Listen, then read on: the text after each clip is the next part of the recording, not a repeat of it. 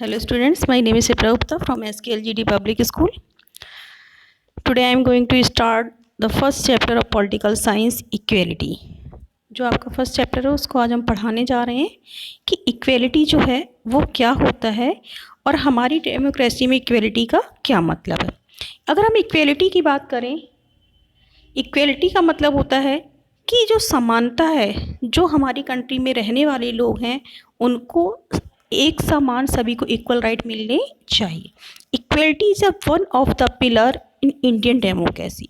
अगर हम Indian democracy की बात करते हैं तो एक मोस्ट इम्पॉर्टेंट पिलर है क्या? इक्वलिटी। ये हमारे कॉन्स्टिट्यूशन का प्रीएम्बल दिया गया है। प्रीएम्बल एक इंट्रोडक्शन है कि हमारा जो कॉन्स्टिट्यूशन लिखा गया है वह किन किन टॉपिक के ऊपर उसमें डिस्कशन किया गया है और हमारा जो प्रीएम्बल है वो किन किन बातों को बताता है। तो सबसे पहले हम देखते हैं कि हमारा जो प्रीएम्बल है आखिरकार वो लिया कहाँ से गया है, किस कंट्री से लिया गया है। अगर हम इसके आइडियाज़ की बात करते हैं तो ये अमेरिका से लिया गया है। अगर हम इसकी लैंग्वेज की बात करते हैं तो ये ऑस्ट्रेलिया से लिया गया है। We the people of India, हम भारत के लोग कैसे, having a solemnly and the resolve a constitute India, ये सारी चीज़ें क्या की गई हैं, हमारे इंडिया में दी गई हैं कि हमारा जो कॉन्स्टिट्यूशन जो लिखा गया, हम भारत के लोग जो हैं भारत को एक संपूर्ण प्रभुत्व संपन्न समाजवादी पंथ निरपेक्ष लोकतांत्रिक गणराज्य बनाने तथा उसके समस्त नागरिकों सामाजिक आर्थिक राजनैतिक न्याय विचार अभिव्यक्ति विश्वास धर्म उपासना की स्वतंत्रता प्रतिष्ठा अवसर की समानता प्राप्त कराने के लिए तथा उन सब में व्यक्तित्व की गरिमा और राष्ट्र की एकता और अखंडता सुनिश्चित करने वाली प्रभुत्वता बढ़ाने के लिए दृढ़ संकल्प होकर इस संविधान सभा में आज क्या कर रहे हैं, 26 नवंबर 1949 को इस संविधान को हम क्या कर रहे हैं, अंगीकृत कर रहे हैं और अधिनियम और आत्मसमर्पित करते हैं। तो ये जो हमारा कॉन्स्टिट्यूशन ये जो हमारा प्रीएम्बल लिखा गया है वो इन सारी चीज़ों को बताता है।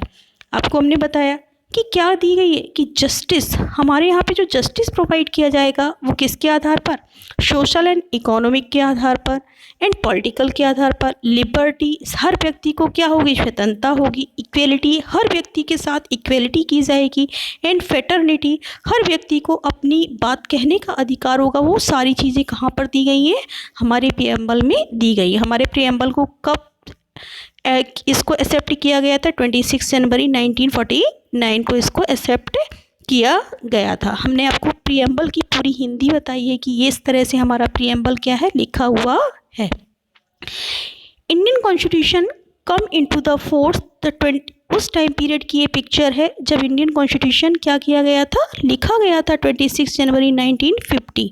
और हमारे पूरी कंट्री पर क्या किया गया था, इसको उस दिन क्या किया गया था, इसको पूरी कंट्री पर लागू किया गया था। यहाँ पर नीचे अगर हम देखें जो पिक्चर्स उस टाइम पीरियड की दी गई है, 284 members of the constitute assembly sign have and hand written document on the January 24 1950 2 days after 26 January India celebrate it the first republic day.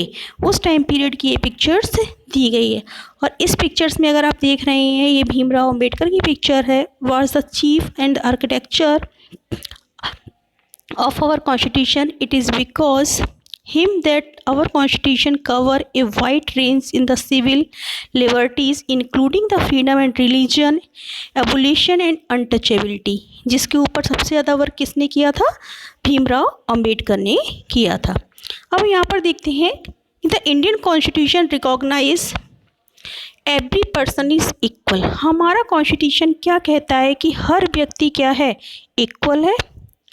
Every individual in the country including the male और female, चाहे वो mail हो female हो, all the cast, किसी भी cast से belong करते हो, रिलीजन, किसी भी रिलीजन को मानने वाले हो, ट्राइब्स, एजुकेशन, इकोनॉमिक बैकग्राउंड, किसी भी एजुकेशन बैकग्राउंड से वो आते हों, आर द रिकॉग्नाइज, उन सभी को एज इक्वल, सभी को कैसा देखा जाएगा, इक्वल देखा जाएगा। किसके थ्रू, हमारे कॉन्स्टिट्यूशन के थ्रू।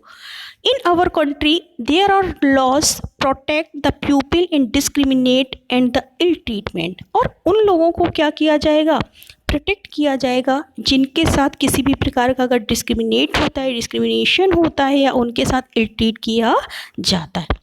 एक यहाँ पर हम थोड़ा सा आपको ये समझाने जा रहे हैं कि हमारे इंडिया में कि जब ब्रिटिशर्स थे तो ब्रिटिशर्स क्या करते थे, वो लोग इक्वलिटी प्रोवाइड नहीं करते थे हम इंडियंस को। कैसे कि वो हर चीज़ें वहाँ पर, अगर हम किसी भी चीज़ की बात करते हैं, अगर हम हायर क्लास की जॉब की बात करें, हायर पोस्ट की जॉब की बात जब की जाती है तो वहाँ पर हायर पोस्ट पर किसको रखा जाता था, जो यूरोपियंस होते थे उनको दी जाती थी वो जॉब्स। जो इंडियंस होते थे उनको वो जॉब्स भी प्रोवाइड नहीं की जाती थी और उनको कोई भी इक्वलिटी नहीं होती थी। किसके आधार पर नहीं होती थी कि उनके साथ डिस्क्रिमिनेशन किया जाता था, किसके आधार पर, या फिर उनकी कास्ट के आधार पर, या फिर किसके आधार पर कि वो इंडियंस हैं तो उनको कम सैलरी प्रोवाइड की जाएगी। दूसरा क्या होता था कि हमारे इंडिया में ही कास्ट के अंदर जो अपर कास्ट के जो लोग होते थे वो लोअर कास्ट के साथ क्या करते थे, बहुत ज़्यादा डिस्क्रिमिनेशन उनके साथ किया जाता था, उनको बहुत नीचा समझा जाता था, उनको एजुकेशन भी नहीं थी और उन लोगों का अगर बैकग्राउंड देखें तो बहुत ही पुअर उनका बैकग्राउंड होता था। इकोनॉमी तरीके से अगर हम देखें तो वो लोग क्या होते थे, बहुत ज़्यादा वीक होते थे। तो एक ऐसा सेक्शन हमारी कंट्री में था जो हमारी कंट्री में बहुत पीछे था, उनको कोई भी इक्वल राइट नहीं थे, मंदिर में उनको भी जाने का अधिकार नहीं था, उनको एजुकेशन, हायर एजुकेशन लेने का राइट नहीं था, और ऐसी बहुत सारी चीज़ें थी जो उनके साथ क्या किया जाता था, उनको कोई टच भी नहीं करता था, जिसको अनटचेबल भी कहा जाता था। तो ये सारी डिस्क्रिमिनेशन को दूर करने के लिए हमारे कॉन्स्टिट्यूशन में ही एक राइट दिया गया है, राइट टू इक्वलिटी, कि हर व्यक्ति के साथ समानता का भाव किया जाएगा, हर व्यक्ति को समान देखा जाएगा। अगर इवन जो चीज़ें हमारे कॉन्स्टिट्यूशन में लिख दी जाती हैं उनको क्या भी किया जाता है, फॉलो भी किया जाता है। तो हमारे कॉन्स्टिट्यूशन में ये भी लिखा गया कि अगर कोई भी व्यक्ति उनके साथ अगर इल ट्रीटमेंट करेगा या उनके साथ कोई डिस्क्रिमिनेशन करेगा तो उसको क्या किया जाएगा, उसको पनिश भी किया जाएगा। Important provision in the constitution on equality, जो इक्वलिटी है, जो प्रोविज़न है, ये हमारे आर्टिकल 15 में आता है। Every person is equal before law. अगर हम कानून के अकॉर्डिंग देखेंगे तो हर पर्सन कैसा है, इक्वल है।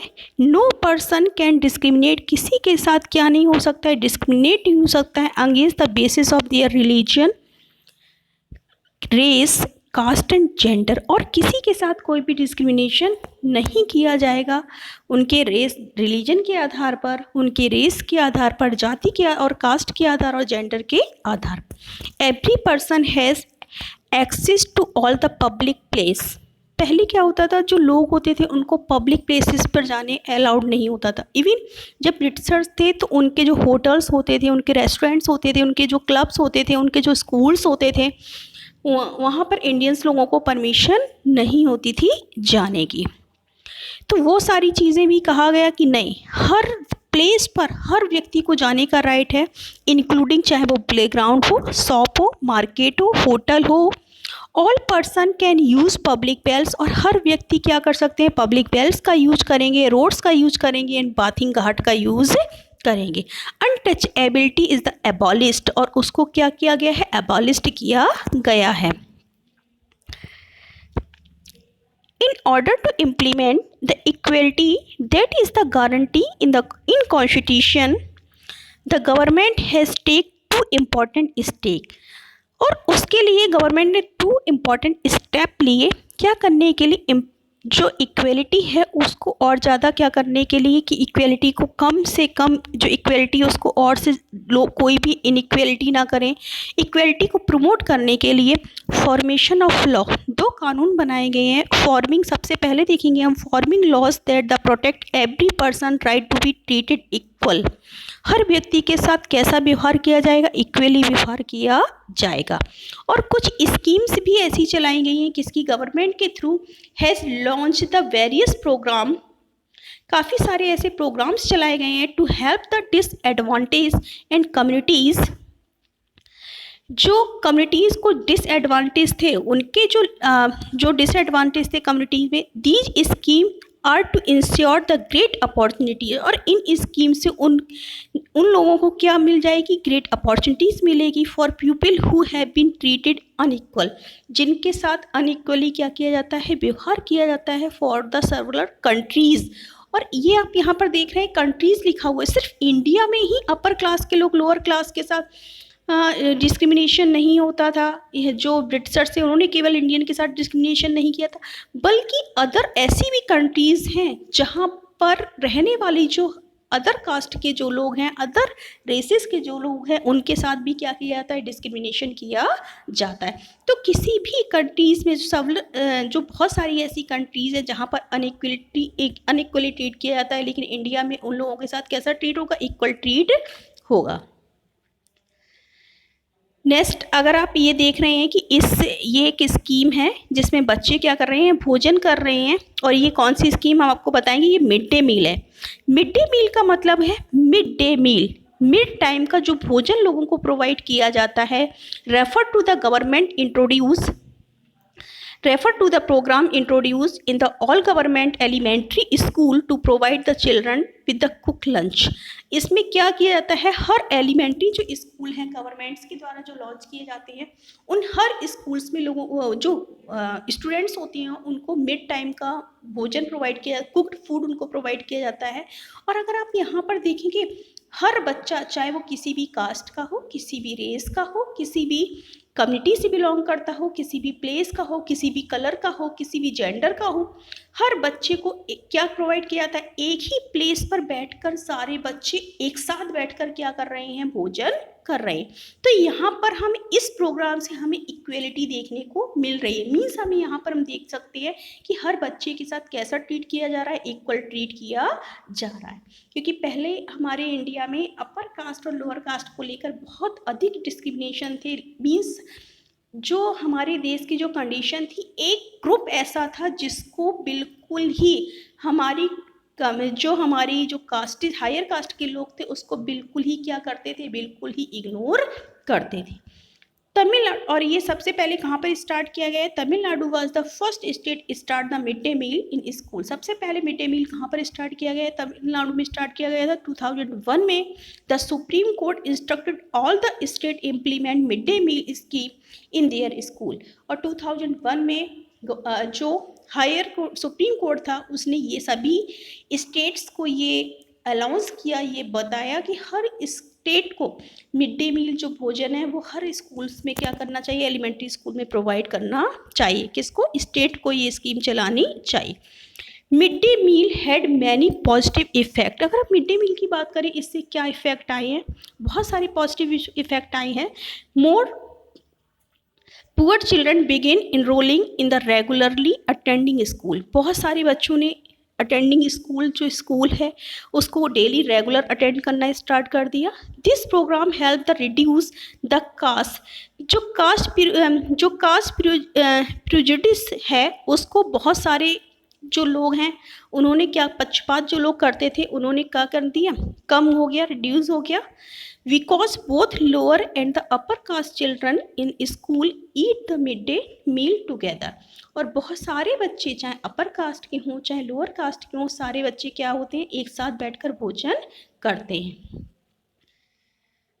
This program also provide food and nutrition. और ये ऐसा भोजन बच्चों को प्रोवाइड किया जाता है जिससे कि बच्चों को क्या मिले, भोजन मिले, और भोजन के साथ साथ उनको न्यूट्रिशन भी मिले to children for the poor families who were not able to provide healthy nutrition. ऐसे हमारे इंडिया में बहुत सारी फैमिलीज़ हैं जो अपने बच्चों को प्रॉपर न्यूट्रिशन वाला फूड प्रोवाइड नहीं कर पाती हैं टू देयर चिल्ड्रन। तो इस स्कीम से हमें कितने बेनिफिट्स मिले, 3 बेनिफिट्स हमने देखे, मेन 3 बेनिफिट्स हैं। पहला, सबसे फर्स्ट हमने देखा कि इक्वेलिटी, बच्चों के अंदर क्या हो गई, इक्वेलिटी, हर बच्चे को इक्वल समझा जा रहा है, सभी बच्चे साथ बैठकर भोजन कर रहे हैं। दूसरा, हमने देखा कि इसमें रेगुलर बच्चों ने स्कूल अटेंड करना स्टार्ट कर दिया। थर्ड, हमने देखा कि बच्चों को, जो फैमिलीज ऐसी हैं जो बच्चों को न्यूट्रिशंस वाला फूड प्रोवाइड नहीं कर पाती हैं, बच्चों को न्यूट्रिशन वाला फूड उनको प्रोवाइड किया जाता है। हम बहुत सारे बच्चे ऐसे भी होते थे जो पर डे जिनको अच्छा खाना भी नहीं मिलता था। सिविल राइट मूवमेंट्स, हम अमेरिका की बात करते हैं कि अमेरिका में भाई ऐसा क्या हुआ कि सिविल राइट मूवमेंट चलाया गया। अमेरिका की अगर हम बात करते हैं तो African Americans were treated unequally. जो अफ्रीकन्स थे जिनको बहुत पहले अफ्रीका अमेरिका में लाया गया था, तो उन लोगों के साथ कहाँ पर अमेरिका में अनइक्वल ट्रीट किया जाता था। उनके साथ क्या किया जाता था, असमानता रखी जाती थी। For example when they travelling by bus, जब वो ट्रैवलिंग करते थे बस के साथ, they either has to sit at the back, या फिर उन्हें पीछे बैठना होता था, या फिर get up from there the seat whenever white person visited to sit. अगर विजिट टू सिट, दूसरा क्या होता था, अगर कोई भी वाइट पर्सन वहाँ पर बैठने की इच्छा करता था तो जो ब्लैक पर्सन होते थे, अफ्रीकन अमेरिकन जो होते थे, उनको उठना होता था। तो वहाँ पर भी अनइक्वली था। लेकिन बाद में वहाँ पर क्या किया गया है, civil right movement in America started in late 1950। Late 1950 में सिविल राइट मूवमेंट कहाँ पर भी स्टार्ट किया गया, अमेरिका में। Push for equal right, push किया गया कि हमें भी सारे इक्वल राइट्स मिलने चाहिए for the African American and to end the racial discrimination. और उनके साथ जो रेशियल डिस्क्रिमिनेशन होता था, उनकी प्रजाति के आधार पर उनके साथ जो डिस्क्रिमिनेशन होता था, उसको क्या किया जाए, उसका एंड हो।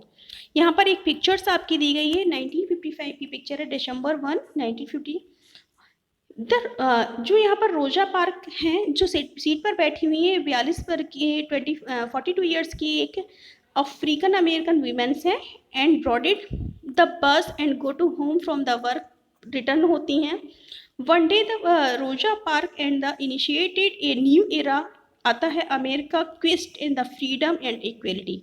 इसमें स्टोरी में क्या होता है कि रोजा पार्क जो होती हैं, वहाँ पर एक वाइट पर्सन आता है, वो उठने के लिए उनको बोलता है, वो नहीं उठती हैं, और इसी के साथ वहाँ पर क्या होता है, प्रोटेस्ट निकाला जाता है, और जो काफ़ी टाइम तक चलता है।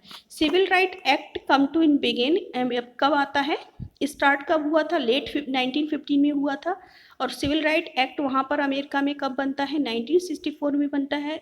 That prohibited discrimination on the basis of race, मना करता है कि किसी के साथ वहाँ पर डिस्क्रिमिनेशन नहीं होगा, किसके आधार पर, रेस के आधार पर, religion and the national Oregon, किसी के आधार पर उनको क्या नहीं किया गया, भेदभाव नहीं किया जाएगा। कहाँ पर, ये हमने देखा था, कहाँ पर ये चल रहा था, तो आपने देखा कि अमेरिका के अंदर भी डिस्क्रिमिनेशन था, किसके आधार पर, वहाँ पर रेस के आधार पर था, और अफ्रीकन अमेरिकन के थे, उनके साथ डिस्क्रिमिनेशन किया जाता था। और बाद में एक्ट आया हमारे इंडिया में कि डिसेबिलिटीज़ एक्ट इन 1995, क्योंकि डिस्क्रिमिनेशन किसके साथ भी, जो लोग कैसे होते थे, जो लोग डिसेबल होते थे, उनके साथ भी क्या किया जाता, सोसाइटी में डिस्क्रिमिनेशन होता था, उनको भी इक्वल नहीं समझा जाता था। लेकिन एक लॉ बनाया गया कि नहीं, जो पर्सन ऐसे हैं जो अगर वो डिसेबल हैं तो उनको भी हमारी सोसाइटी में इक्वल राइट मिलना चाहिए। This law state that the person with disabilities have equal right and government should make the possible their the full participation in society. ऐसे लोगों को भी सोसाइटी में फुल पार्टिसिपेशन देने का राइट है। The government has to provide the free education, ऐसे लोगों को क्या प्रोवाइड करेगी, गवर्नमेंट फ्री एजुकेशन प्रोवाइड करेगी। And integrated the children with the disabilities into the mainstream schools, उनके लिए ऐसे स्कूल्स ओपन किए जाएंगे। The laws also state that all the public place including the building, schools, shopping malls, etc. be the accessible and provide with ramp, और हर जगह पर क्या होंगी, ऐसे बच्चों के लिए रैंप बनाई जाएंगी, चाहे वो बच्चे मेंटली डिसेबल हों, चाहे वो फिजिकली डिसेबल हों, हर बच्चे को, ऐसे पर्सन्स को क्या दिया जाएगा, इक्वल राइट प्रोवाइड किया जाएगा, उनको भी सोसाइटी में इक्वलिटी दी जाएगी। तो डिसेबिलिटीज़ एक्ट इंडिया में 1995 में आता है। तो आपने देखा कि हमारी सोसाइटी में कि जो लोग जिनके साथ हम, क्योंकि जब हमारा कॉन्स्टिट्यूशन नहीं बना था उस टाइम पीरियड तक उनको प्रोटेक्शन के लिए कोई एक्ट नहीं था, लेकिन जब हमारा कॉन्स्टिट्यूशन बना तो उनके लिए क्या किया गया, हमारी सोसाइटी में अलग से वो सारे रूल्स एंड रेगुलेशंस, कानून बनाए गए कि अगर कोई भी उनके साथ डिस्क्रिमिनेशन करेगा तो वो कैसा है, पनिशेबल है। और आपने देखा है जो भीमराव अंबेडकर थे जिन्होंने हमारी कॉन्स्टिट्यूशन को ड्राफ्ट किया था, उन्होंने अपनी सोसाइटीज़ के लिए अलग से ये सारे वर्क किए, क्योंकि उन्हें पता था कि हमारी सोसाइटीज़ का एक बहुत बड़ा जो पार्ट है वो क्या है, इस सोसाइटी में उनको इक्वल राइट प्रोवाइड नहीं किया जाता है। तो इक्वेलिटी इन इंडिया, हम इंडिया में अगर हम बात करते हैं तो इंडिया में हर कास्ट, हर रिलीजन के लोग रहते हैं, और हर रिलीजन के लोग कैसे हैं, हमारे इंडिया में इक्वल हैं। तो हमारा आज ये वाला जो इक्वेलिटी वाला जो चैप्टर है ये फिनिश होता है। Thank you.